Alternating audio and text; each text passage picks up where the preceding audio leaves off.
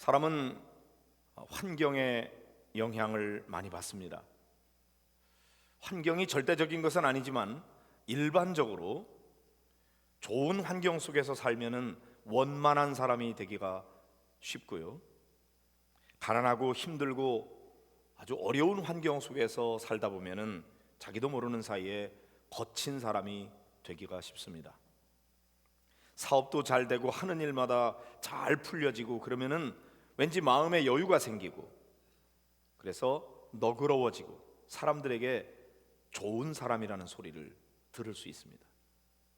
그렇지만 사업도 잘 안 되고 하는 일마다 자꾸 꼬이고 가정에 우환이 자꾸 쌓이게 되고 그러면은 짜증스러워지고 조그만 일에도 예민하게 반응하게 되고 화를 내고 토라지고, 그러다 보니까 사람들에게 나쁜 사람이라는 소리를 듣게도 됩니다. 그렇게 보면 좋은 사람, 나쁜 사람이 따로 있는 게 아닐 수도 있다는 생각이 들어요. 환경이 좋으면 좋은 사람 되고 환경이 나쁘면 나쁜 사람이 될 수 있기 때문이죠. 그래서 우리는 어떻게든지 좋은 환경을 만들려고 애쓰는 것 아니겠습니까? 맹모 삼천지교, 그것도 그 맹자의 어머니가 아들에게 좋은 교육적 환경에서 자라도록 하기 위해서 그런 것 아니겠어요? 그러니까 부모는 자기 자녀들이 그런 좋은 환경 속에 자라도록 해주려고 노력을 많이 하고 있습니다. 그러나 그것이 절대적인 것은 아닙니다. 나쁜 환경 속에서 자랐다고 해서 다 나쁜 사람이 되는 게 아니에요. 또 좋은 환경 속에서 자랐다고 해도 그것이 오히려 사람을 나쁘게 만드는 경우도 있거든요.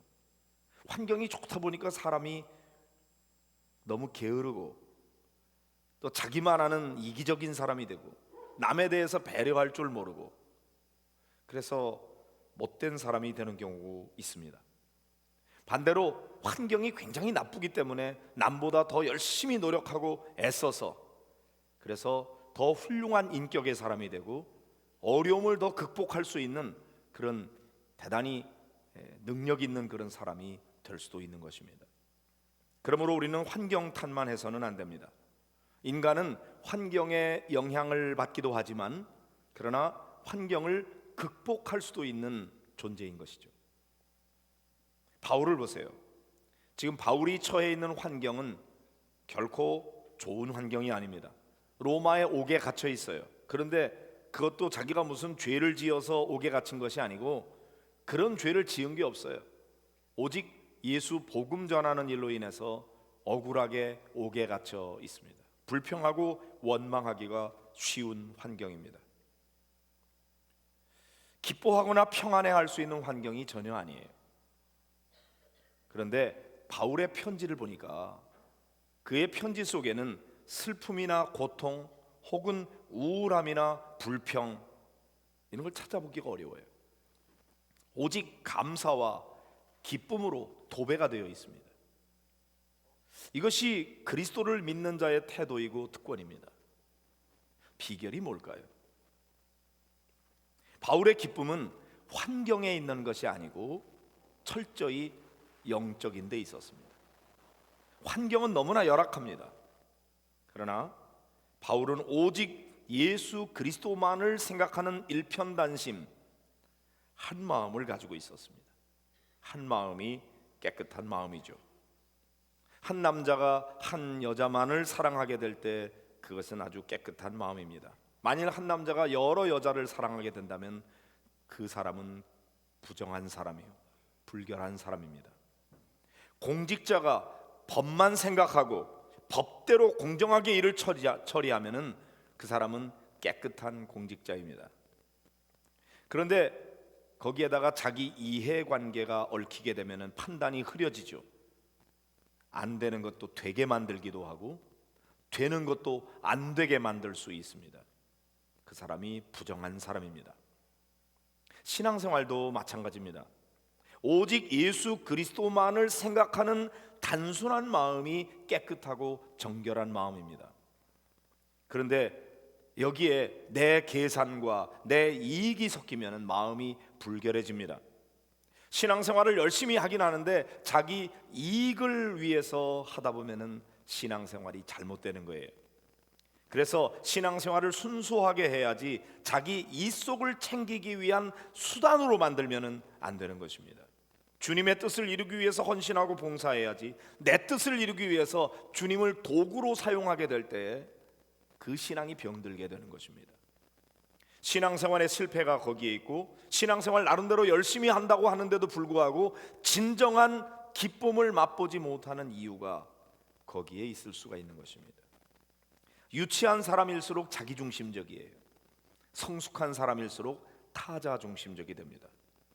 그러니까 우리가 신앙생활하면서 점점 더 자기중심성을 내려놓고 그리스도 중심으로 우리의 중심이 이동해 가야, 그래야 올바른 신앙생활이고 건전한 신앙생활을 할 수가 있는 것입니다. 바울을 봅시다.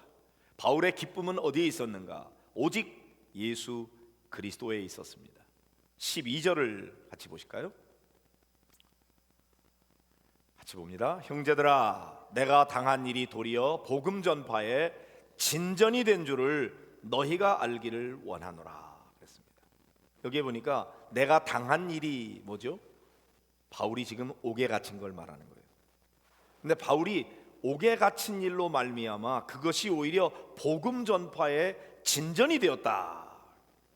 이 진전이라는 말은 원래 도로를 닦는 데 사용했던 말이라고 합니다. 사람이 한 번도 가지 않은 곳에 새로운 길을 만들 때 이 진전이라는 말을 사용했다는 거죠.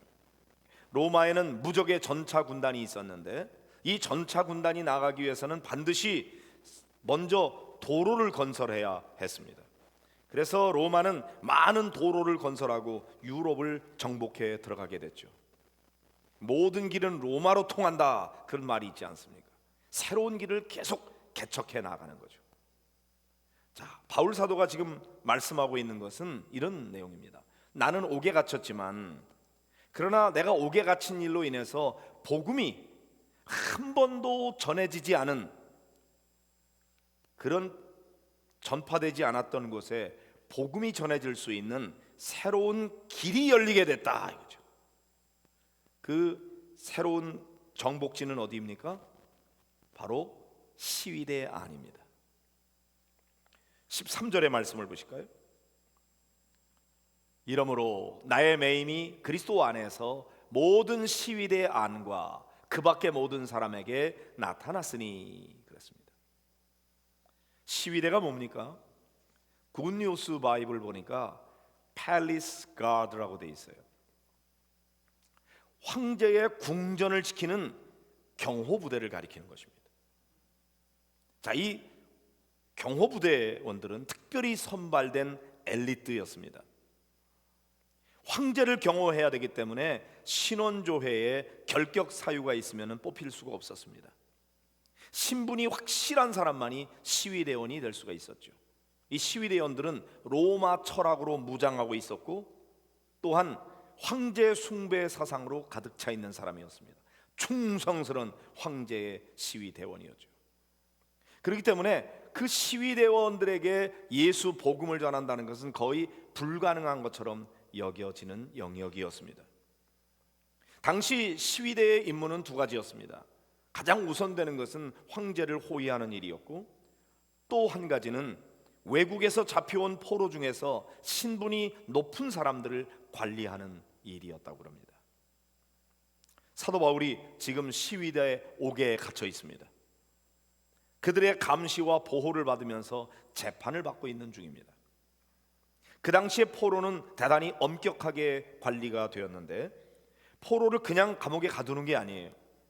이 포로 양쪽에 그 간수를 두 사람을 세워요. 그리고는 포로와 함께 양쪽 손을 같이 묶는 거죠. 꼼짝 못하게 만드는 겁니다. 그 다음에 또 다른 두 사람이 보초를 섭니다. 한 사람의 포로를 지키기 위해서 4명이 그를 지키게 되는 거죠. 하루에 4교대로 이 포로를 지켰다고 합니다. 그러니까 24시간 동안 만나는 시위대원들은 16명입니다. 바울 사도가 바로 그렇게 만난 시위대원들에게 뭘 했겠어요? 복음을 전한 거죠. 바울이 전한 복음은 이 시위대원들의 심령을 파고들었습니다. 그래서 도무지 복음을 전할 수 없었던 영역이었던 이 시위대 안에 복음이 전파되기 시작했습니다. 어떻게 가능했나요? 바울이 옥에 갇혔기 때문에 가능했던 거죠. 그것으로 끝나지 않습니다. 그 밖에 모든 사람에게 복음이 나타났다고 되어 있습니다. 시위대 안과 함께. 이 말은 공적으로 모든 사람에게 복음이 선포될 수 있었다는 거죠. 하나님은 오늘도 복음이 한 번도 전해지지 않은 소위 미전도 종족들에게 주의 복음이 전파되기를 원하고 계십니다. 주님은 모든 민족을 제자로 삼으라고 명령하셨고, 성령이 너희에게 임하시면 너희가 권능을 받고 땅 끝까지 이르러 내 증인이 될 것이라고 약속하셨습니다. 이 지구상에는 바울 당시의 시위대와 같이 한 번도 복음을 듣지 못한 그런 미전도 종족들이 수십억이 되고 있습니다.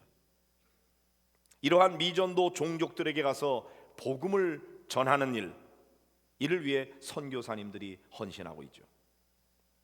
우리는 지금 내 옆에서 죽어가고 있는 많은 영혼들을 구원하는 것이 우선순위에 속할 겁니다. 멀리 가서 이방 사람을 전도하지 못한다 할지라도 내 집 근처 다니면서 건질 죄인 많다 했으니 먼저 주변에 있는 여기 동천 자이 아파트에 입주한 분들이 우리의 우선적인 타겟이 되겠죠. 그러나 거기에 멈추면 안 됩니다. 교회는 더 멀리 해외에까지 전혀 복음을 들어보지 못한 그런 사람들에게 복음을 전하는 일을 해야 됩니다. 이것이 오늘 우리들을 향한 하나님의 명령이고 우리의 사명입니다. 우리가 직접 나가서 전하지 못한다면 선교사님들을 파송해야 되고 그 선교사님들을 위해서 후원하고 기도하는 일들을 해야 되는 것이죠.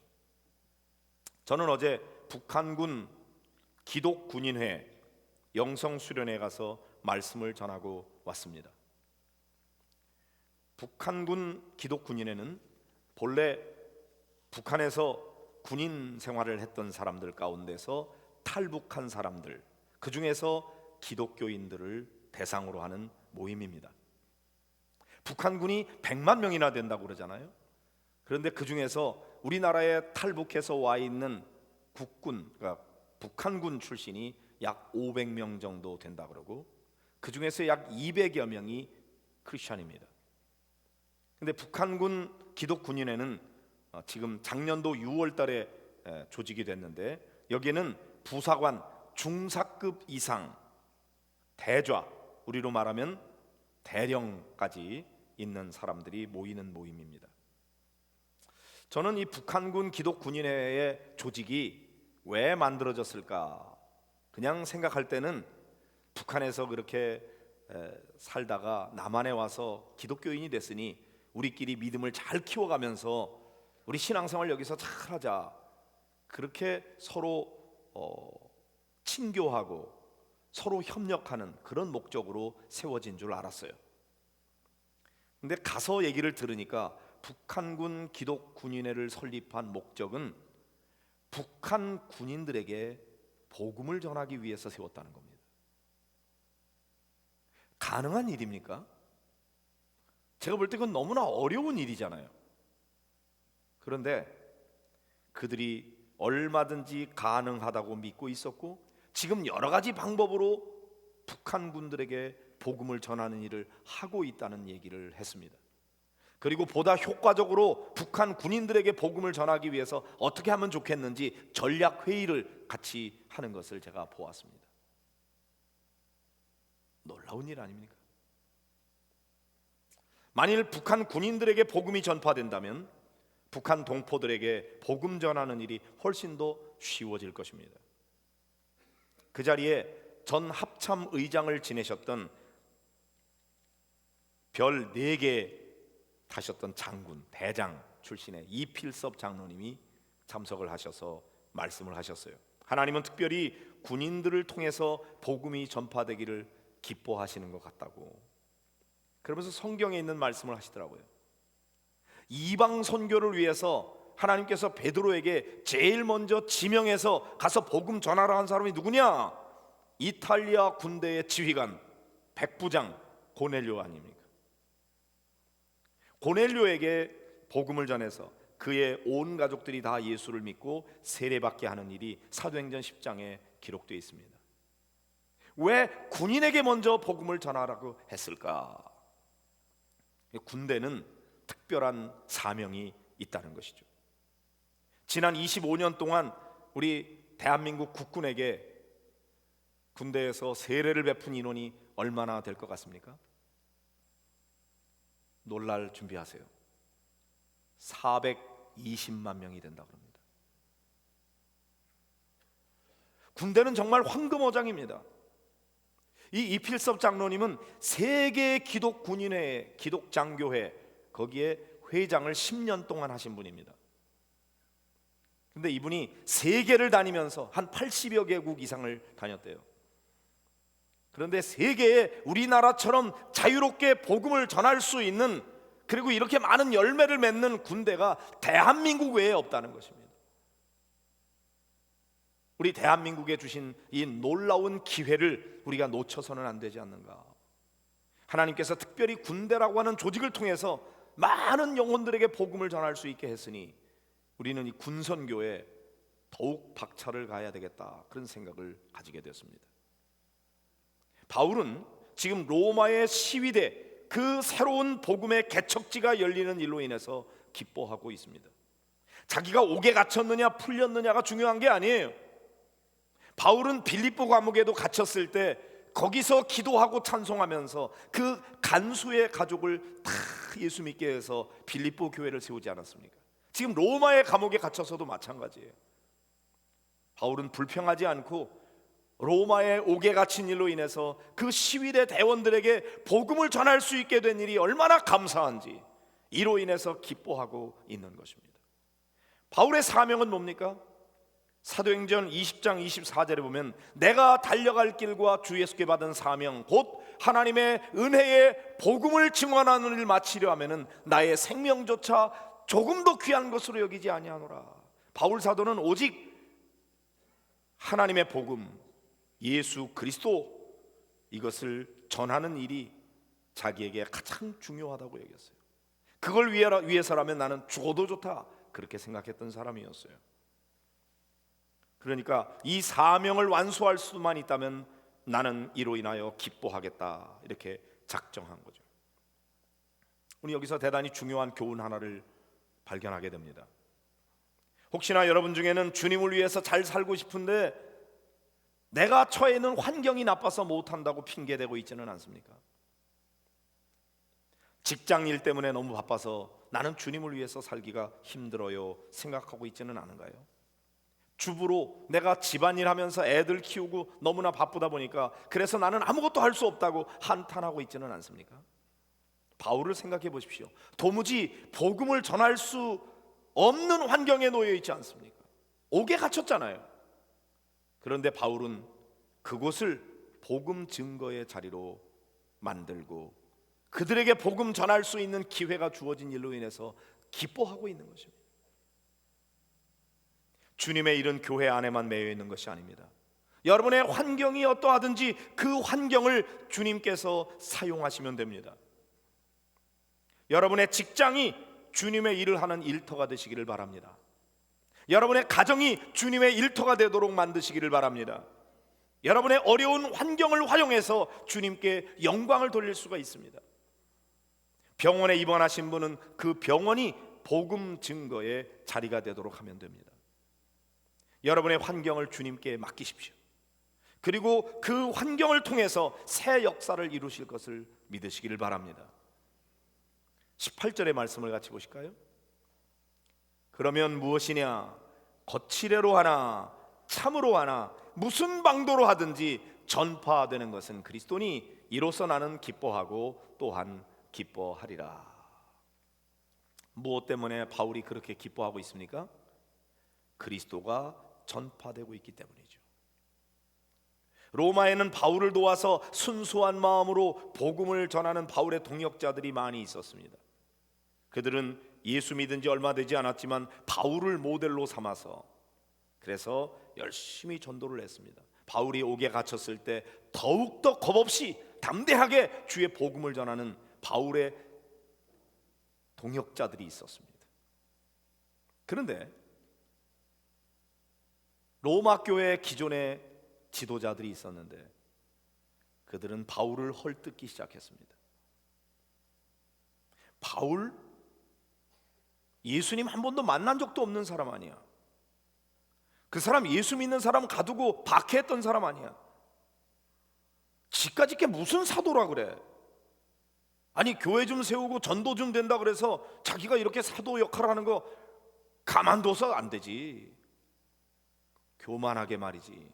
감히 자기가 무슨 사도라고. 바울의 사도권에 대해서 도전하는 사람들이 있었고, 바울이 세력을 확장해서 어딜 가든지 주의 복음 전하고 교회를 세우고 막 능력 있는 전도자가 되니까 바울만 전도자가 아니야. 그리고 투기하고 분쟁하는 마음으로, 바울의 콧대를 꺾어 놓으려고 하는 마음으로, 바울의 마음을 아프게 하고, 여기 보면 더 괴롭게 하고자 하는 마음에서 경쟁적으로 복음을 전하는 사람들이 있었다 이겁니다. 순수하지 못한 동기로 복음을 전한 거죠. 바울의 마음이 얼마나 아팠을까요? 아니, 바울이 복음 전하다가 옥에 갇혔다는 소식을 들으면 마음 아파해야 되는 거 아니에요? 그런데 막 고소해하고 있어요. 야, 바울이 옥에 갇혔어. 이제 바울파는 이제 끝났어. 우리가 이제 득세해야 돼. 우리가 열심히 전도해가지고 바울파를 그냥 납작코를 만들어야지. 그리고 막 투기하는 마음으로, 분쟁하는 마음으로, 경쟁하는 마음으로, 순수하지 못한 마음으로 그렇게 막 경쟁적으로 복음을 전하는 겁니다. 그런 소식을 옥에 갇힌 바울이 들었을 때 얼마나 인간적으로 섭섭하겠어요. 감이 잘 안 오죠? 조금 감이 오게 말씀드릴까요? 그냥 목양교회가 막 부흥하고 성장하다가 여러 가지 어려운 일을 당했대요. 거기 교인들이 막 떠나간대. 그럴 때 다른 교회가 안 됐다고 그럴까요? 박수 칠까요? 아니 반대로 얘기할까요? 저 새된 교회, 지구촌 교회 막 부흥하다가 그 교회가 어려운 일을 당했대. 그래서 교인들이 막 떠나간대. 그럴 때 여러분, 우리 교회로 와라. 우리 교회. 이거 기회다, 기회. 그리고 막 박수 치면서 야, 이번 기회에 우리가 부흥하자면 안 돼. 이렇게 생각합니까? 그 교회 어려움 당했대. 어떡해. 그리고 마음 아파합니까? 지금 바울 사도가 옥에 갇힌 일로 인해서 주변에 다른 교회 사람들이 막 신나가지고 복음을 전하는 거예요. 막 더 피부에 와닿습니까 지금? 바울이 인간적으로 너무나 섭섭할 수 있어요. 근데 바울이 이럴 때 어떻게 행동했는지 우리가 주목해야 되는 건 바울의 태도입니다. 사도 바울은 이런 멸시와 조롱, 오해에 대해서 아무런 변명하지 않습니다. 그리고 오히려 어떠한 방도로 하든지 결국 전파되는 것은 그리스도가 아니냐? 내가 하려는 게 뭐야? 내가 그리스도 전하려고 하는 거고, 내가 그리스도 전하다가 옥에 갇히게 된 거고, 저들도 그리스도 복음 전하는 거고, 저들이 좋은 뜻으로 하든지 나쁜 뜻으로 하든지 투기와 분쟁으로 하든지 거칠애로 하든지 아니면 순수한 마음으로 하든지 결국 예수 복음 전파되면 되는 거 아니야? 그럼 됐지. 그것으로 나는 기뻐한다. 우리는 보통 일단 우리 교회가 부흥되고 성장하고 난 다음에 딴 교회가 부흥되는 건 좋은데 우리는 안 되고 딴 교회 잘 되면 배 아파. 왜 그 교회만 잘 되고 우리는 안 되나? 그리고 막 시기하고 질투하고. 그렇습니까? 그게 아닌 거죠. 바울은 내가 지금 옥에 갇혔어요. 근데 사람들이 막 경쟁하는 마음으로 복음을 막 전한다고 해요. 인간적으로 섭섭할 수 있는데 바울은 그렇게 생각지 않았어요. 내가 전하려고 하는 게 그리스도인데 저들이 경쟁적으로 하든 순수한 마음으로 하든 복음 전에서 결국 그리스도가 전파된다면 내가 그 일을 위해서 사명을 받은 건데 나는 이로 인하여 기뻐하고 또한 기뻐하리라. 바울이 얼마나 통이 큰지. 바울이 대단한 사람 아닙니까? 왜 바울이 그래요? 바울에게 그리스도가 뭡니까? 바울에게 그리스도가 전부예요. 나는 오직 그리스도만을 위해서 살겠습니다. 그리스도만을 위해서 죽겠습니다. 그리스도만 전파되면 나는 옥에 갇혀도 좋습니다. 나는 죽어도 좋습니다. 그 바울이었어요. 바울의 기쁨은 그냥 기쁜 일이 있어서 기쁜 게 아니에요. 빌립보 교회 성도들이 헌금 보내줬으니까 기쁘고, 에바브로디도 집사가 와서 나를 돌봐주니까 기쁘고, 물론 그것도 기쁘죠. 그러나 내가 옥에 갇힌 일로 인해서 이렇게 되지 않았더라면 도무지 복음을 전할 수 없는 시위대 대원들에게 복음을 전할 수 있는 기회가 왔으니 얼마나 기쁜지, 그리고 내가 옥에 갇힘으로 말미암아 그동안에 여러 가지 이유들로 복음을 전하는 일에 용기를 내지 못하다가 이제 내가 옥에 갇혔다는 이유 때문에 더 열심을 다해서 경쟁적으로 온통 그냥 복음 전하는 운동이 일어났다. 그러니까 나는 이곳을 해서 기뻐하고 또 기뻐하겠다. 기뻐하기로 선택하는 거죠. 기뻐하기로 결정하는 거예요. 그런 점에서 바울의 기쁨은 자연적인 것이 아니라 대단히 의지적인 것이고 선택적인 것이었습니다. 나는 이 일로 인해서 기뻐할 거야. 사실 그냥 자연적으로 기쁜 일이 있는 건 아니에요. 인간적으로 섭섭해요. 어떻게 그럴 수가 있어? 그런 마음이 들 수 있어요. 그러나 그런 거 표현하지 않아요. 나는 복음만 전파된다면 나는 이걸로 기뻐할 거야. 난 기뻐할 거라고. 기뻐하리라. 그리고 나를 기뻐하지 못하도록 만드는 악한 사단의 거짓말에 내 마음을 뺏기지 않으리라. 이런 마음으로 나는 기뻐하고 또한 기뻐하리라 작정하고 있는 것입니다. 여러분 지금 기뻐하고 계십니까? 여러분이 기뻐하는 이유는 뭡니까? 사업이 잘 되니까? 예수 믿고 질병이 고침받았으니까? 예수 믿고 내가 부자가 됐으니까? 예수 믿고 우리 아이들 대학도 잘 가고 직업도 잘 얻고 모든 일이 다 잘 되니까 그러니까 기쁜 것입니까? 바울은 그런 것 때문에 기뻐한다고 하지 않았어요. 오히려 자기는 예수 때문에 옥에 갇혔어요. 그렇지만 시위대 대원들에게 복음 전할 수 있게 됐으니 기뻐하고, 다른 사람들이 경쟁적으로 복음 전해서 예수 복음이 더 널리 막 전파되니까 기뻐하고, 나는 이런 일로 기뻐하기로 작정했다 이거죠. 가만히 생각해 보니까 어떻게 바울같이 그렇게 위대한 사람을 알아보지 못하고 그 사람들이 그렇게 바울을 비난하면서 바울을 인정하지 않았을까? 안타까운 마음이 있어요. 지금도 마찬가지예요. 모든 사람에게 다 칭찬받을 수 없습니다. 진짜 위대한 사람인데도 불구하고 사람들이 그 위대함과 존귀함을 알아보지 못하고 비난하고 조롱합니다. 나중에 지나고 난 다음에 그 사람 참 괜찮은 사람이었어. 나중에 그럴지 몰라도 현실적으로는 그 사람이 이런 게 문제고 저런 게 문제고 막 지도력을 깎아내리고 일 못하게 만드는 사람들이 많이 있습니다. 바울은 그런 사람 바라보면서 실망하거나 좌절하거나 슬퍼하지 않았습니다. 하나님께서 나에게 주신 사명, 그 사명이 복음 전하는 일인데 그 일이 이루어지는 일로 인해서 나는 기뻐한다. 아니 나는 기뻐하리라. 이렇게 작정한 것이었습니다. 결국 무엇을 바라보느냐에 달려 있습니다. 어디에 삶의 초점을 맞추느냐에 달려 있어요. 어떤 사람은 모진 협박과 멸시와 조롱 속에서도 기뻐하고 또한 기뻐하는데, 어떤 사람들은 아주 조그마한 문제들로 인해서 하나님께 원망하고 불평하고 사람들 미워하고 시기하고 질투하고 그렇게 살아가는 것입니다. 어떻게 그렇게 다룰 수가 있죠? 내 삶의 목표를 어디에 두느냐에 달려 있습니다. 내가 살아야 할 이유가 무엇인가를 아느냐 모르느냐에 달려 있습니다. 내가 예수 믿는 이유가 뭡니까? 복받기 위해서? 내가 떵떵거리면서 살기 위해서라면 그런 일이 이루어지지 않을 때는 불평하고 원망해야 됩니다. 그러나 나를 구원해 주신 주님의 은혜에 대해서 감사하고 이 복음을 알지 못하는 사람들에게 복음을 전하는 일로 인해서 그 영혼이 구원받는 일로 인하여 내가 기쁨을 얻게 된다면, 그렇다면 우리는 다른 기쁨이 있는 것이죠. 사람들이 나를 싫어하든 미워하든 상관없어요. 나는 오직 주님만을 위해서 사는 거예요. 그런데 그런 올바른 가치관과 사명을 위해서 살아가는 삶이 아니면 너무나 많이 흔들릴 수가 있는 것입니다. 여러분, 오늘 신앙생활하면서 여러 가지 사람들 사이에 많은 인간관계 갈등을 가질 수가 있어요. 직장에서도 그렇고 교회에서도 그렇습니다. 사람들이 여러분 다 좋아하지 않아요. 좋아하는 사람들도 있지만 어떤 사람은 쓸데없이 오해하고 비난하고 그럴 수가 있어요. 그런 소리를 여러분이 순수하게 잘 하는데도 그런 소리 들을 수 있습니다. 그렇다고 신앙을 때려칩니까? 그럴 수 없습니다.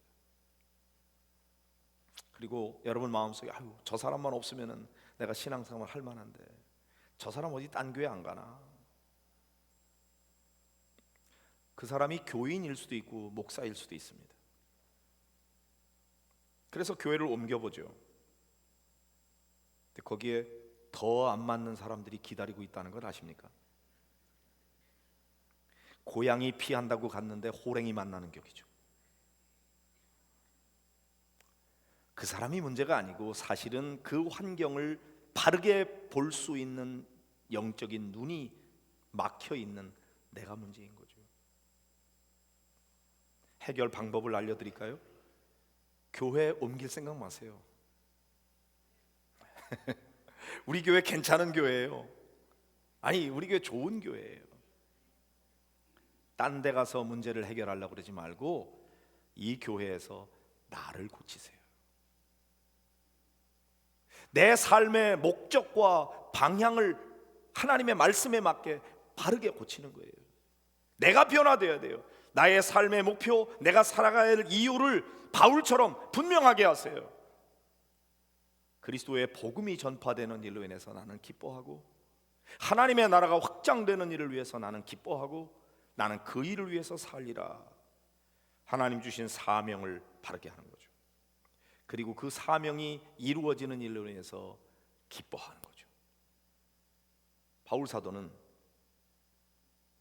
전파되는 건 그리스도니 이로써 나는 기뻐하고 또한 기뻐하리라, 이렇게 아주 결심을 하고, 나는 그 어떤 상황 속에서도 이런 것 때문에 나의 기쁨을 빼앗기지 않을 거야. 나는 이 일로 인해서 기뻐할 거야. 아무리 공격해봐 나는 그래도 기뻐할 거라니까. 그리고 아주 기뻐하기로 작정하고, 기뻐하기로 선택하고, 기뻐하기로 결정하고, 나는 이 기쁨을 뺏기지 않으리라. 그리고 기뻐한다고 외치고 있는 것입니다. 오늘 이 바울의 기쁨이 저와 여러분의 기쁨이 되기를 바랍니다. 이 마음 가지면 우리 교회 부흥되는 거 기쁘고, 다른 교회 부흥되는 거 기쁘고, 다른 교회 잘 된다고 배 아프지 않고 하나님 앞에 감사하고, 다른 교회 여러 가지 어려운 일이 생겼다 그러면 내가 마음 아파하고 그걸 위해서 중보하면서 기도하고. 왜? 우리는 다 한 편이거든요. 경쟁자가 아니에요. 눈을 달리하시기 바랍니다. 다른 교회 잘 다니는 사람 자꾸 우리 교회 오라고 그러지 말고, 안 믿는 사람 전도하려고 애쓰고, 그리고 우리 교회 잘 된다고 교만할 것 없고, 하나님께서 주신 사명 잘 감당하면서 목장 생활 열심히 하고 잘 섬기고, 그래서 신앙의 기쁨이 이런 거구나, 그 기쁨을 여러분들이 맛보고 누리고 그 기쁨으로 행복한 성도들 되시기를 주님의 이름으로 축원합니다. 우리 이 말씀 붙들고 함께 기도하도록 하겠습니다. 주님, 저에게 진정한 기쁨을 허락해 주옵소서. 바울 안에 있었던 그 기쁨, 주님이 주신 그 기쁨, 저도 그것으로 기뻐하게 해 주시옵소서. 우리 다 같이 함께 마음을 모아 기도하도록 하겠습니다. 기도하십니다.